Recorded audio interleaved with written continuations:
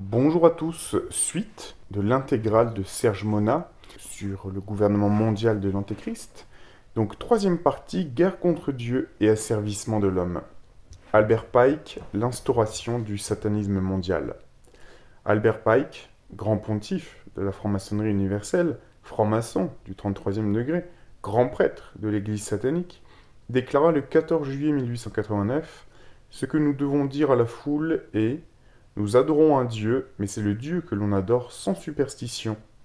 À vous, grands inspecteurs généraux souverains, nous disons ceci pour que vous puissiez le répéter aux frères des 32e, 31 et 30e degrés. La religion maçonnique devrait être, par nous tous initiés des hauts degrés, maintenue dans la pureté de la doctrine luciférienne. Si Lucifer n'était pas Dieu, est-ce qu'Adonai, Jésus, le Dieu des chrétiens, le calomnierait, c'est-à-dire prendrait la peine de répandre des choses fausses et dangereuses sur son compte? Oui, Lucifer est Dieu. Fin de la citation. The Occult Theocracy, Lady Edith Miller Queenborough. Cette déclaration fut faite à l'époque lors d'un des 23 conseils suprêmes du monde.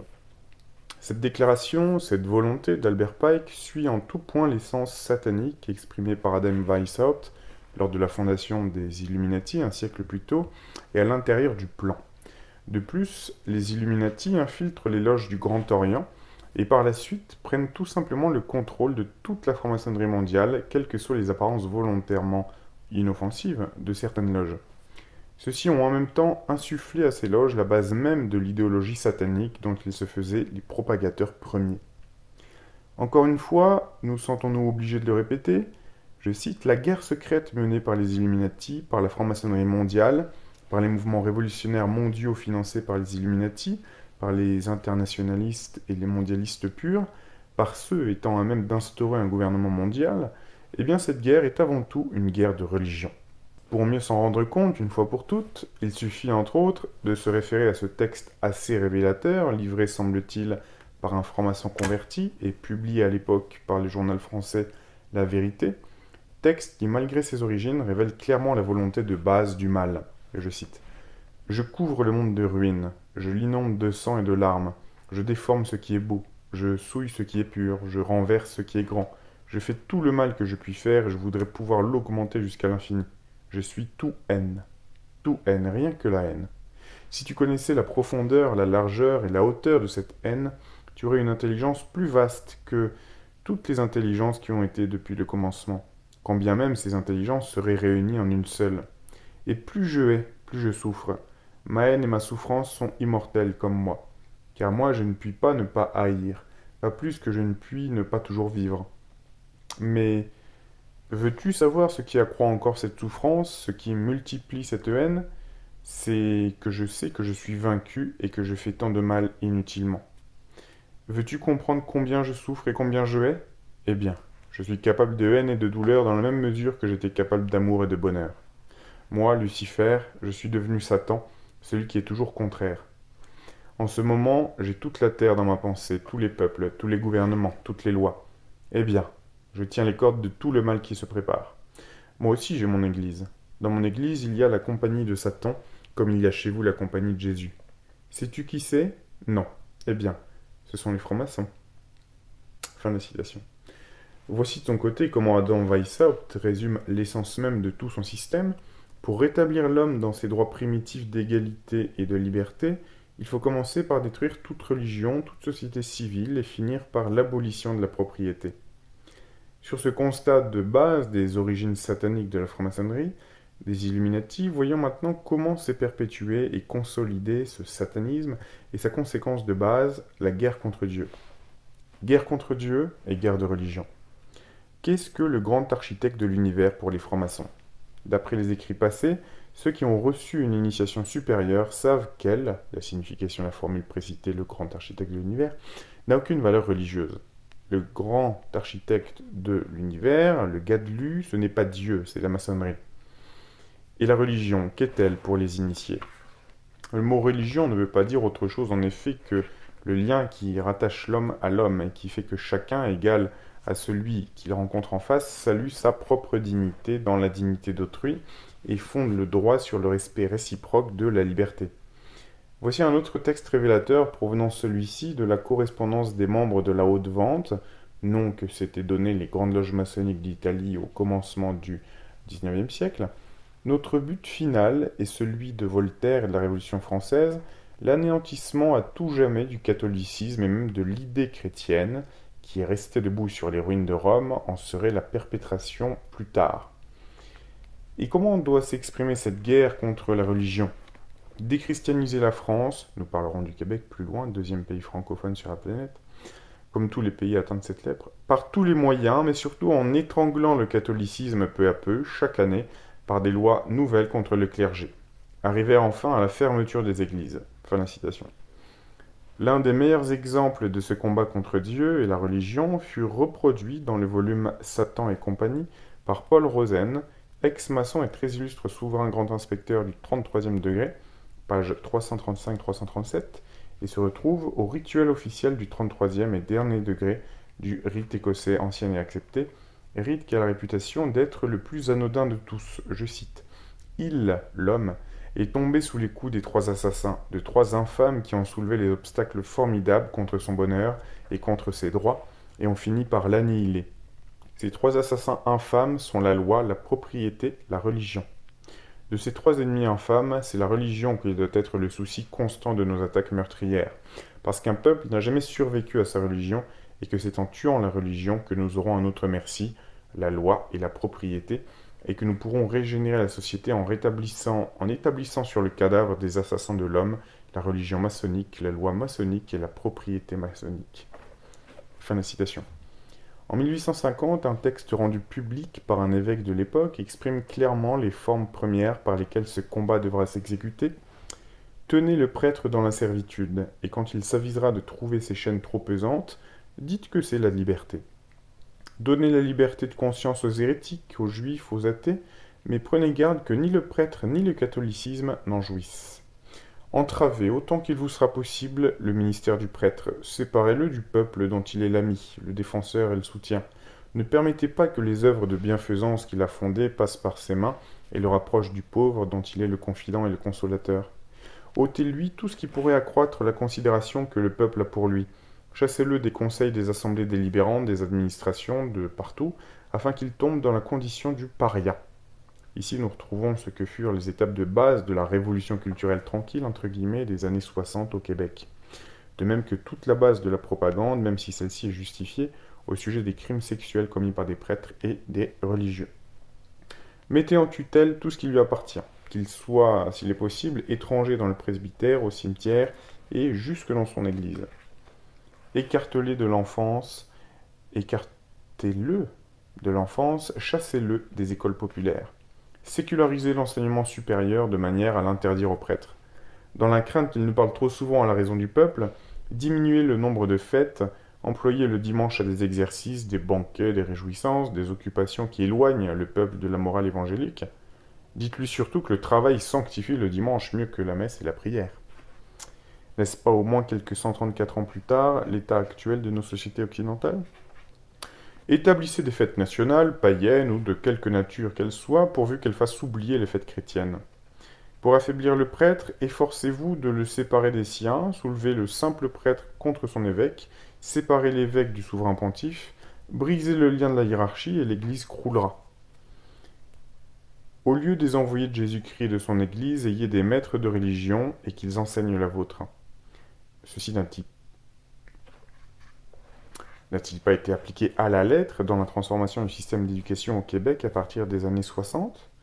Et j'ajouterais, est-ce que tout ça n'a pas été appliqué depuis Vatican II dans toute la société occidentale ? Faites fermer les cloîtres, chassez les religieux, et quand ils seront réduits à la misère, écartés des œuvres de bienfaisance, au Québec tous ces services sont maintenant entre les mains du ministère des Affaires sociales, chassez des écoles, déconsidérés par nos publicistes, vous crierez plus fort que jamais contre leurs usurpations. Les conséquences de ce combat sont nombreuses. Entre autres, les plus représentatives peuvent se résumer ainsi. Diderot, un illustre franc-maçon, ne dira-t-il pas « Le mensonge est si peu essentiellement condamnable en lui-même et par sa nature qu'il deviendrait une vertu s'il pouvait être utile ?» Le grand Orient de France, par Jean Bidguin, dira au sujet du malfaiteur « Il ment comme il respire, sans le moindre effort, et c'est là un des fruits de l'éducation maçonnique. » car ces conséquences mènent à l'avant-dernière des luttes pour la franc-maçonnerie avant sa prise de pouvoir mondial, et cette lutte, c'est celle contre la famille. La famille, c'est l'obstacle, elle est à détruire. Si on veut arriver à donner à tous une éducation égale et révolutionnaire, puisque nous abolissons l'hérédité, l'enfant n'est plus l'héritage du père et de la mère, il appartient à l'État. Alors, petite parenthèse, en France, tout ça, c'était un petit peu là où voulaient nous emmener certains ministres sous Hollande, ainsi que Vincent Peillon, hein. Que la maçonnerie est une religion, qu'elle devrait être celle de la République, et que les enfants appartiennent à l'État. C'est une socialiste qui avait dit ça, je ne sais plus qui était-ce. Que l'instruction laïque obligatoire donnée par l'État soit seule autorisée et que les parents qui voudraient instruire les enfants à domicile ne puissent le faire qu'avec le concours d'instituteurs ou d'institutrices approuvés et présentés par l'État. Et ici, nous passons volontairement par-dessus toutes les autres conséquences directes que sont, entre autres, celles énumérées plus tôt dans ce volume, et se rapportant au décrochage scolaire, aux drogues, à l'avortement, au divorce, à toutes les formes de violence, enfin, auxquelles sont confrontées les sociétés occidentales actuelles. Mais la conséquence la plus représentative des enseignements maçonniques, c'est la naissance, la création, serait-il plus juste de dire, du communisme, sur lequel je reviendrai plus loin.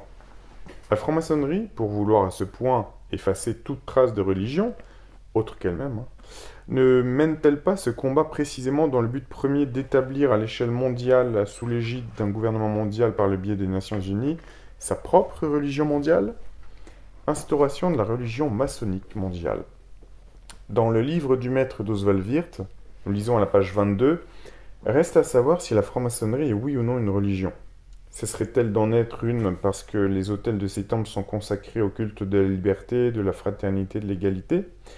Ayons le courage de nous dire religieux et de nous affirmer apôtres d'une religion plus sainte que toutes les autres. Purifier l'apprenti de toute mentalité chrétienne, s'il en a une. La maçonnerie est une religion. Elle prétend sauver l'homme et le perfectionner. Quelle est la religion de la maçonnerie? C'est le pur déisme. Convaincre l'initié que la maçonnerie possède seule la vraie religion. Le gnosticisme, le G faisant partie du symbole de la franc-maçonnerie, représente justement le point central de toute sa religion basée sur le gnosticisme. Notre religion, disait en 1881 le franc-maçon Bella devant le Grand Orient de France, est la religion naturelle unique, universelle, immuable. C'est la franc-maçonnerie. Et Oswald Wirth résume l'origine et le sens même de la religion maçonnique en ces termes: le serpent inspirateur de désobéissance, d'insubordination et de révolte fut maudit par les anciens théocrates alors qu'il était en honneur parmi les initiés. Enfin, Albert Pike sera celui qui définira le mieux la religion maçonnique. La Bible, avec toutes les allégories qu'elle contient, n'exprime que d'une manière incomplète et voilée la science religieuse des Hébreux. La vraie philosophie secrète et traditionnelle ne fut écrite que plus tard. Ainsi naquit une seconde Bible inconnue des chrétiens, ou plutôt incomprise par eux. Toutes les vraies religions dogmatiques sont issues de la Kabbale et y retournent. Toutes les associations maçonniques lui doivent leurs secrets et leurs symboles. Ceci ne ressemble-t-il pas en tout point au Congrès mondial des religions? Le visage caché de toutes les loges maçonniques du monde. Suivant les instructions données par le président et l'orateur du 33e degré au récipiendaire, l'ensemble de la doctrine maçonnique se résumerait ainsi, interprétation officielle philosophique. A. La franc-maçonnerie enseigne la suprématie 1. Du doute philosophique, 2. Des facultés physiques et morales, 3. De la raison humaine. B. Elle revendique comme droit 4. La liberté de conscience, 5. La fraternité politique, 6. L'égalité sociale, 7. La législation populaire, 8. L'association politique. C. Elle emploie comme moyen 9. La direction des élections populaires, 10. L'établissement des apports internationaux maçonniques, 11. La démarcation des autonomies individuelles et générales. D. Elle enseigne la suprématie 12. De la richesse maçonnique, 13. De l'instruction maçonnique, 14. De la libre pensée maçonnique. E. Elle revendique comme droit 15. La liberté personnelle, 16. La liberté cosmopolite, 17. La liberté des réunions populaires, 18. La liberté de la parole parlée et écrite, 19. La liberté de la morale. Alors, petite parenthèse, la franc-maçonnerie au niveau mondial, si il est avéré que c'est un complot maçonnique, elle a encore des efforts à faire puisque La liberté cosmopolite, tout ça c'est respecté, hein, ou la liberté d'être LGBT, etc. Et c'est bien mis en avant, mais la liberté de la parole parlée et écrite, par contre, faut qu'il fasse des efforts, parce que vu la censure qu'il y a sur cette plateforme et sur toutes les autres, c'est pas cohérent en fait avec vos valeurs. C'est-à-dire que vous essayez de faire taire tous ceux que vous estimez conservateurs, et vous êtes, vous vous contredisez de façon flagrante par rapport à vos idéaux, quoi. Hein. Je sais pas si vous vous en rendez compte. Bref.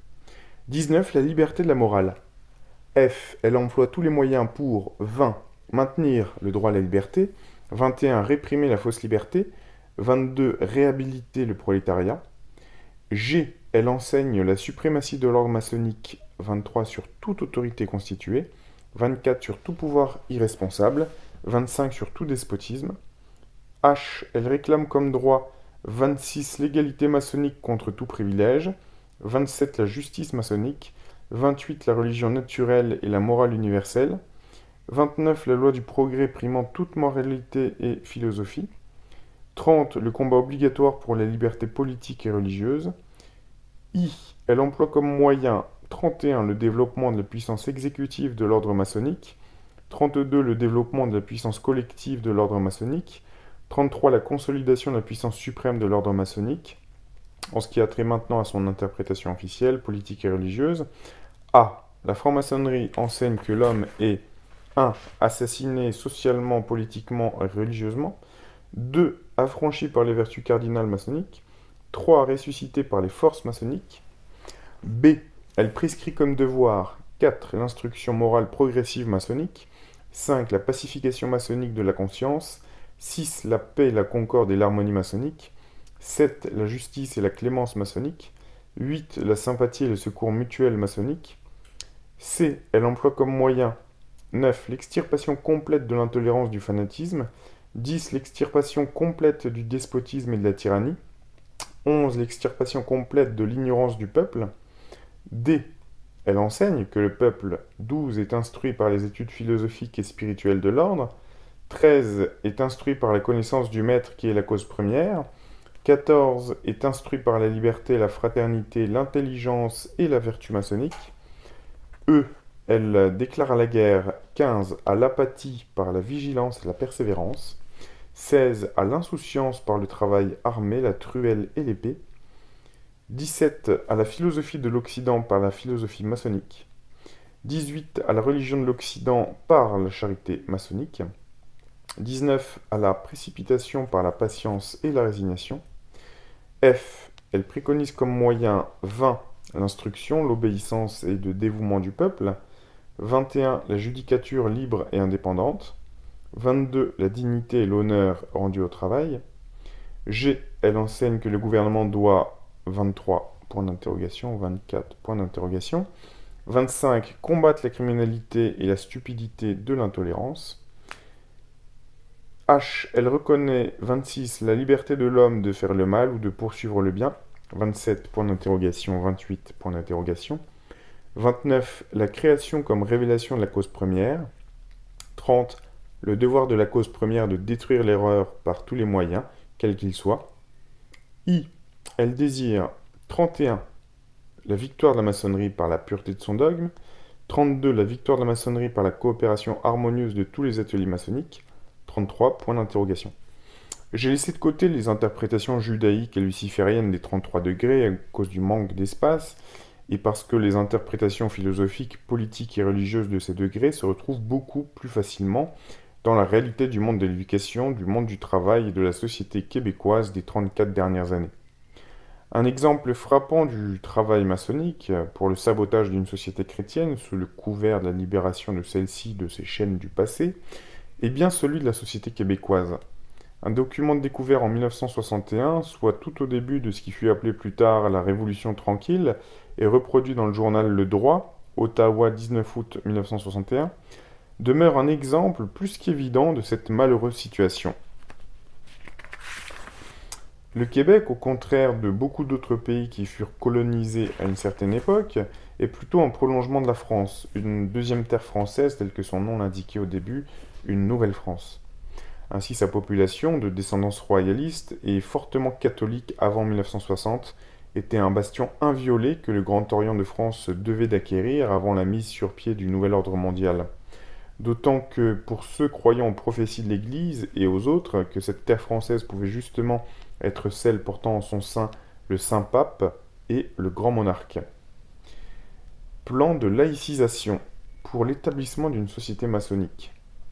Prenant appui sur l'insatisfaction d'un peuple face à son passé, le Québec des années 60 face à l'époque de Duplessis des années 50, le Grand Orient de France fit en sorte de faire pénétrer au Québec, par les nouveaux intellectuels, environ 1000 mots nouveaux par année. Ces mots apportaient au vocabulaire déjà existant une dimension assez inconnue jusqu'alors, soit celle de la contestation de l'ordre établi. Alors, petite parenthèse, c'est intéressant là, ce qu'il dit Serge Monat, parce que c'est vraiment de la programmation neurolinguistique dans le sens où on programme les gens avec la linguistique, la langue, et c'est en rapport avec le neuro, c'est-à-dire ce qui a trait au cerveau et la perception du monde finalement. Ce nouveau langage, accentué conjointement avec l'action des francs-maçons déjà infiltrés partout, mais surtout dans les sphères de l'éducation contrôlées jusqu'à cette époque par l'Église, eut comme résultat dans un premier temps, mais recherché, de mettre à l'écart les prêtres, les religieux et les religieuses de tous les milieux de l'éducation, de la politique, des sphères sociales, telles celles des milieux hospitaliers, des affaires de la famille et surtout de tous les organismes de la jeunesse et des milieux syndicaux de la société québécoise. Dans un deuxième temps, libéraliser l'éducation de manière à ce que les couches populaires exploitées et rejetées pendant des siècles puissent y avoir librement accès. Ce furent ces mêmes couches qui s'emparèrent les premières de ce langage nouveau et le poussèrent à son paroxysme dans la contestation politique et sociale. C'est d'ailleurs ces couches populaires qui par la suite, à même les nouveaux diplômes, prirent lentement mais sûrement le contrôle de toutes les sphères de la société, tant du politique que du culturel. Ce qui donna naissance d'un côté à un nouveau produit culturel et à de nouvelles formations politiques, mais chacune portant profondément en son sein une violente réaction contre l'histoire passée, ce qui avait composé le Québec jusqu'alors, et contre le religieux, ce qui avait fait la force morale de tout un peuple pendant des siècles. Ce sont d'ailleurs ces mêmes intellectuels des années 1960, ayant aujourd'hui, en 1994, des postes de contrôle dans l'éducation, la presse parlée et écrite, les arts, la politique, le social en général, qui eurent par voie de conséquence directe la formation et l'orientation de la jeunesse et de la population québécoise. Donc, une formation axée sur le rejet du religieux et de l'histoire. Dans le même temps, sous couvert d'une autre libération, fut offert aux communautés religieuses de se débarrasser de tout héritage passé, les coupant ainsi définitivement avec leurs racines ancestrales. Coupée ainsi du passé, et coupée de la société, mais vieillissante dans ses membres, l'Église du Québec, jadis l'une des plus prospères, est d'ores et déjà condamnée à disparaître. Pour une des rares fois, la franc-maçonnerie réussissait à déchristianiser complètement un État sans avoir eu, dans ce cas-là, à utiliser les moyens que leur avaient procurés toutes les révolutions du passé. En 1994, le Québec, sans s'en rendre compte, fait face à deux dangers. Le premier est celui de tenter d'accéder de sa libération et à son autonomie, mais sans appui aucun sur son passé.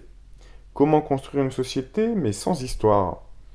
Le deuxième souterrain, celui-là, c'est de servir de terrain d'expérimentation à la technologie du nouvel ordre mondial, mais sans personne pour réagir. Le plan de 1961, voici ce que rapporta le père Rodrigue Côté, OMI, dans Carrefour chrétien de juin-juillet 1982. La première fois que j'ai lu le texte de ce document, j'ai cru qu'il s'agissait d'un faux. C'est-à-dire que ce n'était pas un programme datant de 1961 que j'avais entre les mains, mais bien une description réaliste des événements survenus depuis cette date dans le domaine scolaire de notre province de Québec. Intrigué, j'ai fait le voyage à Ottawa afin de vérifier par moi-même sur place de l'authenticité du document. Ce que j'ai trouvé dans les archives du journal Le Droit du 19 août 1961 est reproduit ici exactement comme vous pouvez le lire. 1. Organiser des assemblées sous le nom de mouvement laïque de langue française, présenter des forums et des conférences à la radio et à la télévision en faveur de l'école neutre, entre guillemets, tâcher d'y entraîner des bons chrétiens. 2. Répandre dans notre province des revues impies et anticléricales de France et de Belgique, soit le Réveil nationaliste, La Raison, les écrits libres et les ouvrages des éditions Fischbacher, distribution Hachette, etc.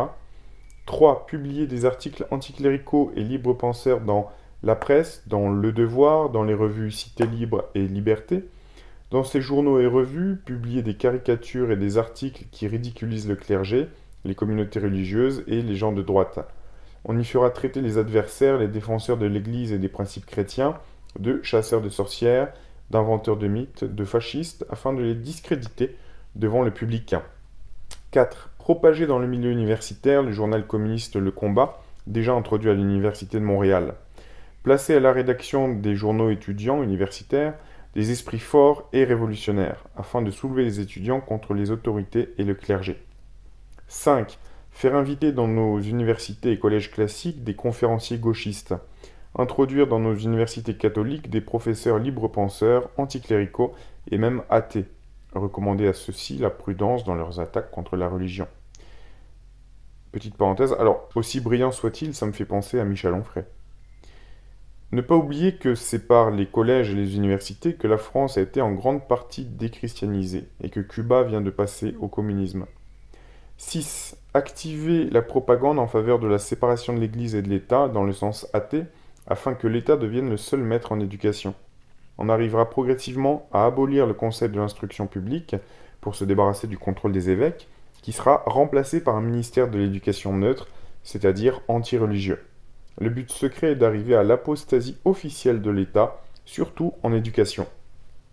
7. Faire pression sur le gouvernement provincial pour faire passer des lois laïques, entre guillemets, athées, comme en France.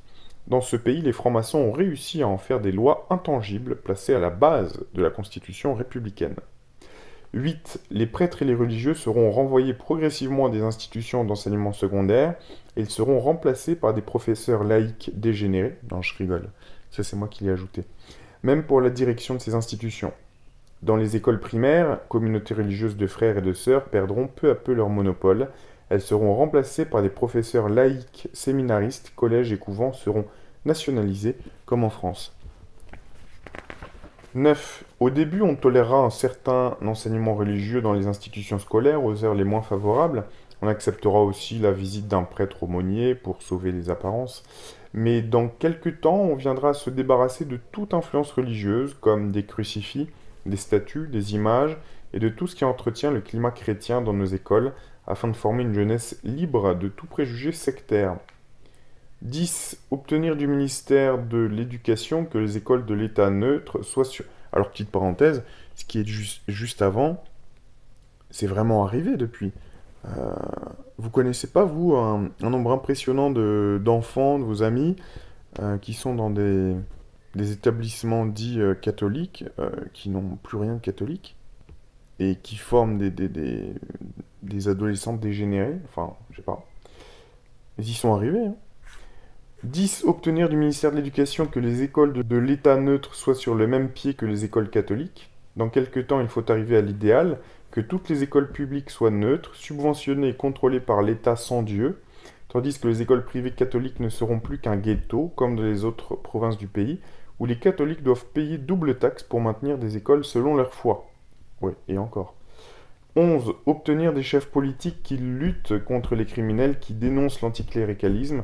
Excellente manœuvre hypocrite qui laissera le champ libre à nos amis libre-penseurs pour poursuivre notre plan de laïcisation. Nos amis de France ont lancé le mot d'ordre « Tout faire pour empêcher la France de redevenir la fille aînée de l'Église ».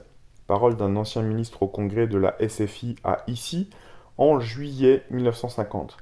Dans notre province, prenons le mot d'ordre « Tout faire pour détacher la Nouvelle-France de l'Église ».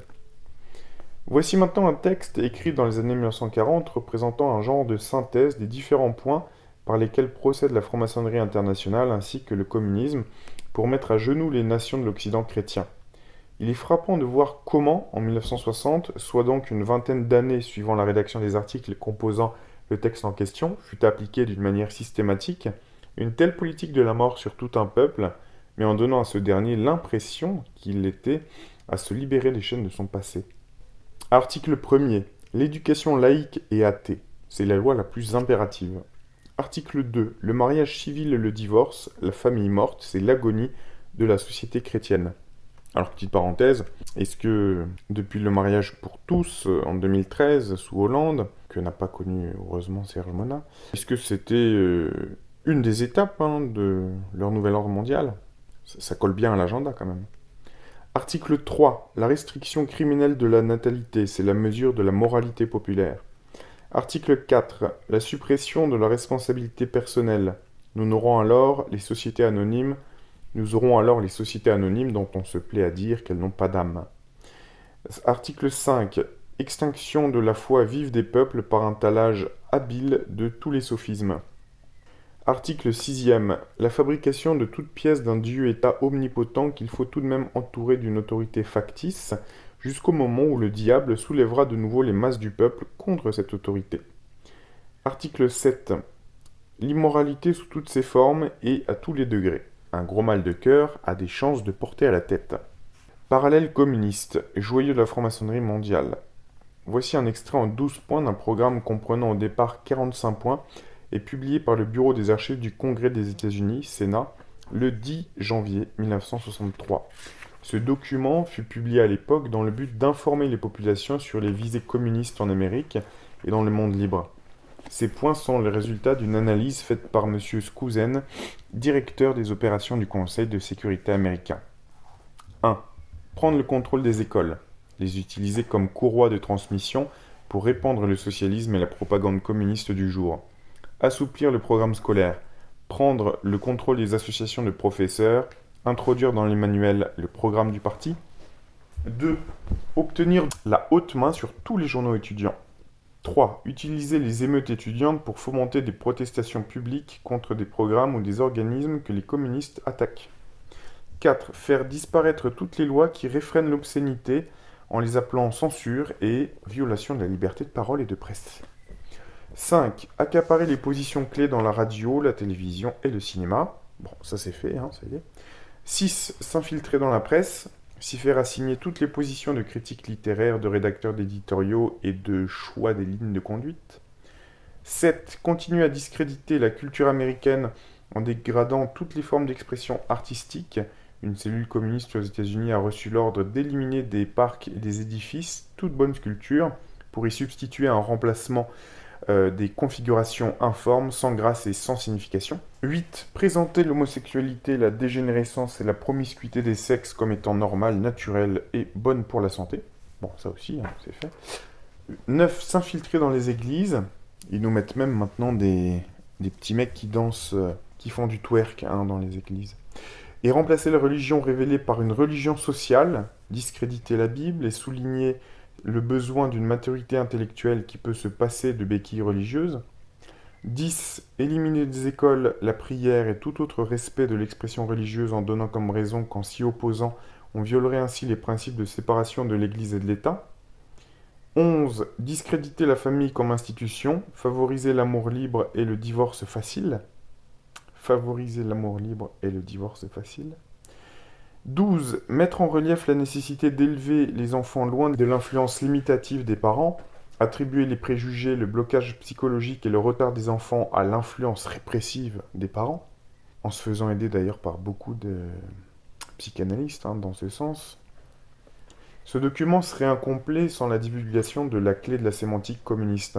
En effet, comment prétendre comprendre les tactiques, la stratégie et les buts du communisme en ignorant du même coup la signification de son langage à double sens? Quelques-uns des termes en usage courant dans le vocabulaire communiste sont reproduits ci-dessous. Ils représentent seulement un faible aperçu du problème communiste, celui-ci ayant été publié dans un rapport plus complet par l'association du barreau américain. A. Terme de dénigrement pour un communiste. 1. Un réactionnaire représente un non-communiste. 2. Un fasciste signifie un anticommuniste. 3. Un nazi ou un hitlérien représente anticommuniste militant. 4. Une guerre froide, une résistance à la politique communiste. 5. Un fauteur de guerre, toute personne qui s'oppose au communisme et veut barrer la route aux communistes. 6. Une agression, toute action ferme pour prévenir ou vaincre l'agression communiste. 7. Le colonialisme, celui possédant des territoires convoités par les communistes. 8. Une colonie, un territoire non communiste associé aux pays de l'Ouest. 9. Un État fasciste, tout pays qui prend une action ferme contre l'infiltration, l'espionnage ou l'activité subversive des communistes. Je pense, petite parenthèse, à la Hongrie, hein, notamment de Viktor Orban, et puis la Russie de Poutine aussi. C'est-à-dire que ils essayent simplement de stopper l'influence dégénérée de certains occidentaux chez eux, et on les traite de criminels, quoi. C'est extraordinaire, quand même. 10. Le militarisme, la création d'une force ou d'une alliance armée non communiste. 11. Un macartiste, tout homme qui suggère une enquête ou préconise des moyens efficaces contre l'espionnage et les activités subversives des Rouges. 12. L'Inquisition, toute enquête judiciaire ou gouvernementale ayant comme but de démasquer l'infiltration rouge ou l'activité subversive dans les pays non communistes. 13. Un fanatique religieux, toute personne s'opposant au communisme pour des raisons religieuses. 14. Un mouchard, un travailleur anticommuniste ou un syndicaliste anticommuniste. 15. Un antisémite, un raciste, un outil des patrons, un traître, terme employé généralement contre les anticommunistes. B. Terme élogieux pour un communiste. 1. La paix signifie ce qui n'offre aucune opposition au communisme. 2. Amant de la paix veut dire celui qui supporte le communisme. 3. Coexistence pacifique correspond à la non-résistance à la politique communiste et à son action pour le contrôle du monde. 4. Populaire, communiste, de la chaîne populaire. 5. Une démocratie populaire, un pays placé sous l'esclavage du communisme. 6. Démocratique ou progressiste, terme employé par les communistes afin de décrire les personnes, les organismes ou les politiques tendant à faciliter les objectifs communistes. 7. Un intellectuel, un communiste à l'aise. 8. Un homme d'église éminent, quelqu'un qui suit la ligne communiste, le doyen rouge. 9. Un anticolonialisme, un programme communiste ayant comme but la conquête de territoires présentement associés au monde libre. 10. Les peuples opprimés, ceux qui demeurent dans les pays dont les communistes veulent s'emparer. 11. La libération, l'assujettissement d'un pays libre par les communistes. Tout cet enchevêtrement de langage à double sens, de confusion volontaire et de propagande inversée, tout cela nous ramène directement aux enseignements de la base du communisme et à la réalité implacable de ce qu'est réellement le communisme. A. Contre la famille et la femme. La famille est un foyer de putréfaction bourgeoise. L'amour des parents est un amour nuisible et antisocial. L'homme et la femme ne sont que des animaux. Peut-il être question d'un lien indissoluble entre les animaux? Bébel. La femme est maîtresse de son cœur, elle le partage avec qui elle veut. Une relation cesse de lui plaire, libre elle de la rompre et de porter ailleurs son affection. Bébel, La femme, page 192. Petite parenthèse, remarquez au passage qu'il n'en est pas de même avec l'homme. Hein. Le mariage est une propriété privée et la pire de toutes. Il est une institution absurde et immorale. Benoît Maton. L'important est d'abolir radicalement l'autorité du père et puissance quasi royale dans la famille. Les enfants ne sont-ils pas autant que les parents? Pourquoi les commander? De quel droit? Plus d'obéissance, sans quoi plus d'égalité. Benoît Maton, Le socialisme intégral, 1892. L'union libre, voilà ce qu'apportera à l'homme et à la femme la société communiste. La famille et l'État communiste. Bibliothèque de l'Humanité, page 21-22. Il faut que la femme se révolte et détruise les vieilles traditions imbéciles. P. Semar, L'Humanité du 8 octobre 1924. Alors, petite parenthèse, ça c'est le genre de type d'hommes qui se sont tirés eux-mêmes une balle dans le pied. Hein. Je comprends pas. C'est-à-dire, il y a vraiment une différence entre soutenir les opprimés ou vouloir, comment dire, renforcer certaines catégories de personnes et vouloir aider l'autre. Et d'un autre côté, se dévaloriser, se démasculer tout seul, quoi. Il y a vraiment une différence entre les deux, quand même. Donc ces hommes-là, pour moi, ce sont des collabos. La femme dans la société nouvelle jouira d'une indépendance complète. Cette union, le mariage, sera un contrat privé sans intervention d'aucun fonctionnaire. B. Contre l'enfant. Il est impérieusement nécessaire que l'État reprenne son travail anti-religieux systématique parmi les enfants. Non seulement nous devons rendre nos garçons et nos filles non religieux, mais activement et passionnément anti-religieux. L'influence des parents religieux à la maison doit être combattue rigoureusement. C'est pour ça qu'ils s'attaquent aussi à l'islam, hein, bien sûr. Nous devons entrer dans les consciences et en prendre possession, surtout des consciences des enfants et des consciences de la jeunesse. Il faut que les enfants et la jeunesse appartiennent à la révolution. L'enfant appartient à la communauté, à la collectivité, et c'est le devoir rigoureux de la révolution d'attaquer dans ce secteur, de déposséder ces gens-là des consciences, de déraciner les préjugés, la religion. C. Contre Dieu et la religion. Nous n'aurons achevé notre œuvre que lorsque la religion n'existera plus que comme le souvenir d'un passé historique. Tel doit être notre programme, dit par Staline au cours d'un discours. Karl Marx écrivit en 1844 « La religion est le soupir de la créature opprimée, le sentiment d'un monde sans cœur, l'opium du peuple. » Lénine dira « Toute idée religieuse, toute conception d'un bon Dieu est une chose abominable. Des millions d'ordures, de souillures, de violences, de maladies, de contagions sont bien moins redoutables que la plus subtile, la plus épurée, la plus invisible de Dieu. » D. Entraînement à la terreur. La destruction de la famille, de la femme, de l'homme, de l'enfant, de Dieu et de la religion ne pouvait avoir d'autre aboutissement que celui de l'ouverture intérieure à toutes les atrocités. Que nos cœurs soient cruels, durs, fermés à la reconnaissance, de sorte qu'ils ne frémissent même pas à la vue d'une mer de sang. Krasnaya Gazeta, ancien journal officiel du Soviet des ouvriers, le 31 août 1918. E. Conséquence de cette supposée libération, émancipation de l'homme. Sur 1 900 000 personnes sauvagement tuées de 1918 à 1923, on compte 1 400 000 prolétaires, ouvriers, paysans et soldats, 8 115 prêtres, 6 575 professeurs et instituteurs, 8 800 médecins, 54 834 officiers, 260 000 soldats, 105 000 officiers de police, 48 000 gendarmes, 12 850 fonctionnaires, 350 000 intellectuels, 192 000 ouvriers, 815 000 paysans. Le rapport du commissariat de la santé publique. En 1934, il y eut à Moscou 57 100 naissances et 154 584 avortements. En 1935, il y eut dans la même ville 70 000 naissances et 155 000 avortements.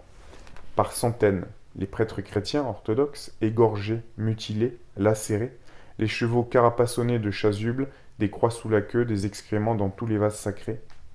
L'Église catholique comptait 12 millions de fidèles, 8 évêques et 810 prêtres. On ignore le nombre des fidèles survivants, mais on sait qu'en 1935, il restait 60 prêtres. Donc là, on parle de la Russie après la Révolution. Partout où passaient les troupes de Bucliény, ce n'étaient que cadavres mutilés, langues et yeux arrachés, malades égorgés dans les hôpitaux. À certains, la peau du dos a été découpée et ramenée sur la tête. D'autres ont le ventre ouvert, ont fait des liens de leurs entrailles arrachées, des corps sciés en deux, des membres écartelés à l'aide de chevaux. Ceci ne représente qu'une très très infime partie des descriptions de ce qui s'est passé en Russie au nom d'une nouvelle société, d'un nouvel homme. Entre parenthèses, on peut dire la même chose de la Révolution française de 1789. Une abomination. Le résultat fut aussi désastreux. Donc en Espagne, où passa la même rage pour un homme nouveau, entre guillemets. Pendant 31 mois, la catholique Espagne, en 1936 et 1937, 17 évêques et 6000 prêtres séculiers ont été mis à mort par les Rouges. Après les avoir massacrés, on a pendu les corps des prêtres aux étals de boucherie tels des porcs. Là, on les a brûlés à petit feu quand ils étaient à demi-morts. À beaucoup, on a amputé les membres ou on les a mutilés affreusement avant de les tuer. On leur a crevé les yeux, coupé la langue, on les a éventrés, brûlés ou enterrés vifs, tués à coups de hache. On arriva jusqu'à profaner le silence sacré des tombeaux, dispersant les cadavres et détruisant le symbole religieux gravé sur les cénotaphes. Alors, petite parenthèse, jusqu'à l'heure actuelle, il n'y a pas eu de vrai procès de ces gens-là. Hein. Il n'y a pas eu de procès de tous ces gens-là. Incroyable. Donc, implicitement, cette société nous dit que ça, ce n'est pas aussi grave que d'autres choses. F. La fabrication de l'homme-dieu. Tout cela pendant que l'homme croit et se plaît volontairement à croire, à la suite des enseignements de la franc-maçonnerie, cette base idéologique du communisme, du socialisme international avec les Nations Unies, qu'il est un homme-dieu. L'homme est un dieu possible, omnipotent, pouvant surmonter les douleurs et les peines de sa chair. Organisons-le socialement, internationalement, universellement, et il pourra se jouer du dieu de légende et de cauchemar qui le poursuit. C'est la libération de l'homme par rapport au divin. L'homme prêtre et roi de lui-même qui ne relève que de sa volonté et de sa conscience. G. Le mensonge URSS, programme pour un gouvernement mondial. The News Times est une revue en anglais, publiée en Australie, box 1226L, GPO Melbourne. De son édition d'avril 1974 fut tiré l'article suivant, dans lequel il est montré de quelle manière nous sommes conduits, subjugués à notre insu par la finance internationale, les Illuminati, et leurs complices communistes. Cet article, écrit par Eric D. Butler, fut reproduit en français dans la revue Le Service d'intelligence du Canada, canadien, du mois de mars-avril 1974, sous le titre « Le programme diabolique pour réduire le monde en esclavage par un gouvernement mondial ». Sa reproduction est d'autant importante qu'elle confirme tout ce qui fut écrit à date sur le sujet. Quelques passages écrits en lettres majuscules et certaines phrases soulignées le furent par l'auteur, mais respectent le contenu du texte original. Après avoir donné au Canada une conférence sur l'état du monde et les causes de cet état, M. Eric Butler fut invité par un homme d'affaires à participer à un ambitieux programme visant à rejoindre au moins 1000 hommes d'affaires et professionnels du monde des affaires sur le continent nord-américain. Voici les notes du discours enregistré de M. Butler. Ce que je vais dire paraîtra incroyable à ceux qui ont accepté tout bonnement la supercherie la plus diabolique jamais montée pour berner l'humanité. Selon cette supercherie, la révolution bolchevique de 1917 en Russie aurait été une révolution russe, un soulèvement du peuple russe, et après avoir établi un nouveau genre de vie en société, les communistes, pour faire face à la violente hostilité du monde dit capitaliste, auraient développé ensuite une énorme superpuissance industrielle, technologique et militaire, avec laquelle les nations non communistes doivent maintenant faire des ententes. Même un grand nombre d'anticommunistes acceptent cette tromperie pour une vérité.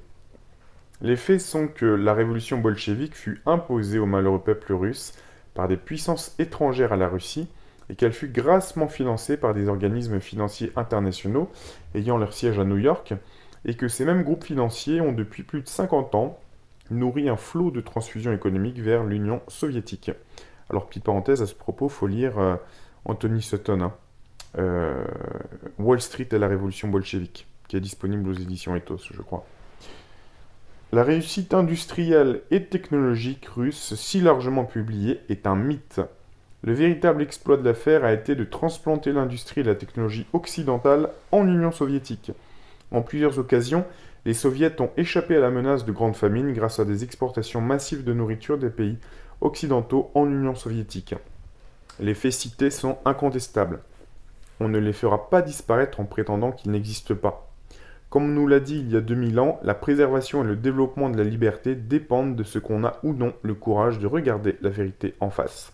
Anthony C. Sutton, je vous en parlais, un Britannique de naissance occupant aujourd'hui un poste de recherche pour l'Institut Hoover sur la guerre, la révolution et la paix à la Stanford University aux États-Unis, est l'universitaire le plus qualifié du monde occidental pour parler de l'assistance technologique occidentale donnée à l'Union soviétique. La publication de ces trouvailles fut tellement explosive qu'on l'invita à témoigner devant le sous-comité national du Parti républicain le 15 août 1972, durant la convention de ce parti tenue à Miami. Les faits renversants présentés par Sutton firent frissonner, mais furent presque entièrement camouflés par les moyens de diffusion, les deux principales agences de nouvelles, UPI et AP, refusant le témoignage de Sutton. Je ne suis pas un politicien. Je ne vais pas vous dire ce que vous aimeriez entendre. Mon travail, c'est de vous donner les faits. Que vous les aimiez ou non ne me concerne pas. En quelques mots, la technologie soviétique, cela n'existe pas. La presque totalité, peut-être 90% ou 95% de l'équipement technique des soviets est venu directement ou indirectement des États-Unis et de leurs alliés. En réalité, ce sont les États-Unis et les pays membres de l'OTAN qui ont bâti l'Union soviétique, sa force industrielle et sa force militaire.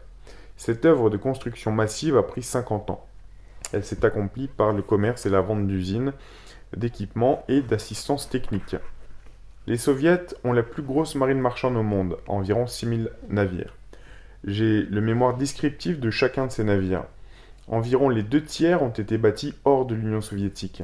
Environ les 4/5 des moteurs de ces navires ont également été bâtis en dehors de l'Union soviétique. Tous les moteurs de navires fabriqués en URSS le sont grâce à l'assistance technique étrangère. Environ 100 navires soviétiques sont utilisés sur la route de Haïphong pour transporter des armes et des approvisionnements soviétiques servant à l'agression commise chaque année par Hanoï. J'ai réussi à identifier 84 de ces navires.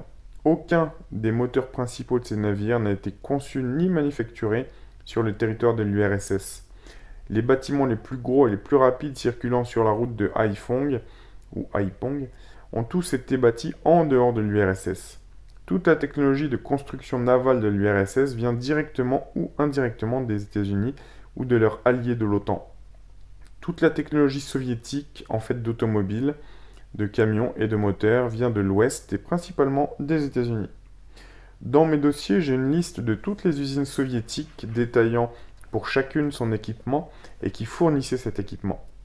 L'armée soviétique a plus de 300 000 camions, provenant tous d'usines bâties par les États-Unis. Jusqu'en 1968, la plus grosse usine de véhicules motorisés en URSS était à Gorky. Gorky produit un grand nombre de camions que les pilotes américains ont vus sur les pistes de guerre Ho Chi Minh. C'est l'usine de Gorky qui produit la Jeep soviétique et une demi-douzaine d'autres véhicules militaires. Cette usine de Gorky a Ford Motor Company et par la Austin Company comme commerce de paix. 100 000 Américains ont été tués en Corée et au Vietnam par notre propre technologie. La seule réaction de Washington et de l'administration Nixon est l'effort déployé pour étouffer le scandale. Les faits cités par Anthony Sutton ne pouvaient être niés, aussi furent-ils dissimulés autant que possible. Les républicains s'en détournèrent en frissonnant. Les élections de 1972 étaient proches et il leur fallait faire croire que le docteur Henry Kissinger conseillait correctement le président Nixon et que la coexistence pacifique était possible, non seulement avec les soviets, mais aussi avec la Chine rouge, en augmentant encore davantage le flot de crédits et d'aides économiques accordées aux puissances communistes. C'est à tort qu'on appelle cela du commerce. L'influence hypnotique de la propagande hautement centralisée est telle qu'un grand nombre de personnes en sont arrivées à croire que le noir est blanc et que le blanc est noir. Pour la grande majorité du peuple des États-Unis et des autres pays non communistes, Sutton et les faits qu'il prouve par des documents n'existent pas. Le traitement donné à son livre National Suicide Military Aid to the Soviet Union a été de tout garder sous silence. L'essence de ce que dit Sutton est que tout en dépensant des milliards de dollars pour la défense militaire, les nations occidentales fournissent des milliards d'aides industrielles et techniques aux communistes pour accroître leurs menaces militaires contre l'Occident, entre guillemets. Ça rappelle aussi ce qui se passe en ce moment, hein, je sais pas, hein, bref. Sutton cite un rapport fait en 1944 par W. Akseret Harriman, ambassadeur américain à Moscou, d'après des documents officiels américains. Staline rendit hommage à l'aide apportée par les États-Unis à l'industrie soviétique avant et durant la guerre. Staline, dit que les 2 tiers environ de toutes les grosses entreprises industrielles dans l'Union soviétique ont été bâties avec l'aide ou l'assistance technique des États-Unis. Donc, petite parenthèse, dans une guerre, hein, quand vous financez les 2 camps ennemis, ben c'est vous qui maîtrisez l'issue de la guerre. Et surtout la durée de cette guerre. Hein. Sutton fait remarquer que Staline aurait pu ajouter que l'autre tiers des entreprises industrielles et des usines militaires de la Russie a été bâti par d'autres nations occidentales. Il accuse ce qu'il appelle le Washington officiel de savoir que le premier but de l'industrialisation soviétique est de développer la machine militaire soviétique. Il cite le cas de l'usine de Kama pour camions lourds. Les soviétiques n'ont aucune technologie indigène pour fabriquer des camions. La Banque américaine d'exportation et d'importation a fait directement des prêts de 86,5 millions de dollars, tandis que la Chase National Bank des Rockefeller s'attend à accorder des prêts se chiffrant à 192 millions de dollars pour financer l'usine de Kama. Le potentiel militaire de ce projet est ahurissant. Le projet de Kama est conçu pour produire chaque année 100 000 camions lourds à plusieurs axes, un total dépassant celui de tous les manufacturiers américains de camions lourds mis ensemble. Vu que Sutton a plusieurs fois dénoncé cette politique de bâtir la force industrielle et militaire de l'Union soviétique, il n'est pas surprenant qu'il se soit vite rendu compte que la bureaucratie de Washington n'était pas prête à coopérer avec ses études. Sutton a aussi dénoncé le mythe de prétendre obtenir la paix en envoyant aux communistes une aide économique accrue. Financer l'exportation d'équipements pour calculatrices électroniques perfectionnées, fait nouveau qu'il faudrait mentionner dans cette histoire, ne contribuera pas plus à la paix que ne l'a été l'aide économique envoyée dans le passé. C'est exactement le contraire qui est inévitable. Une pression globale croissante de la part du monde communiste. Ce qui pose la question fondamentale de savoir si ceux qui persistent dans cette voie du suicide savent ce qu'ils font. Il est évident que les marxistes solidement retranchés dans les nations non communistes, s'abritant derrière les nombreux innocents bien utiles, vous savez, ce genre de prétendus intellectuels qui crurent de bon cœur que le monstre Staline était l'avant-coureur d'une nouvelle civilisation glorieuse, il est certain que ces marxistes installés dans le monde non communiste sont enchantés de ce programme d'autodestruction des nations non communistes. Et l'attitude des hommes d'affaires à courte vue qui sont prêts à justifier l'exportation vers les pays communistes en disant que c'est bon pour les affaires, cela aussi peut se comprendre. Mais que penser des banquiers internationaux qui ont été les plus solides champions de cette politique d'exportation vers les nations communistes? Le plus connu de leurs chargés des rapports avec le public, le docteur Henry Kissinger, a fait comprendre à l'intérieur de ses écrits et de ses déclarations qu'il travaille pour l'établissement d'un État mondial. Le programme du docteur Kissinger a été esquissé par son bon ami Richard N. Gardner, professeur de droit et d'organisation internationale à l'Université Columbia. Le professeur Gardner était ancien vice-assistant secrétaire d'État pour les organismes internationaux durant les administrations Kennedy et Johnson. Gardner dit que Kissinger a mis au point une stratégie plus indirecte pour créer un gouvernement mondial. Pour créer, pas pour crémer. Par la formation de nouvelles structures internationales. Gardner est très franc. Ce qui, dans la situation présente, permet d'espérer, c'est qu'au moment même où les nations résistent à des appels en faveur d'un gouvernement mondial et de l'abandon de leur souveraineté, leurs intérêts technologiques, économiques et politiques les forcent à établir des organismes dont les pouvoirs sont de plus en plus étendus pour mener à bien leur interdépendance mutuelle.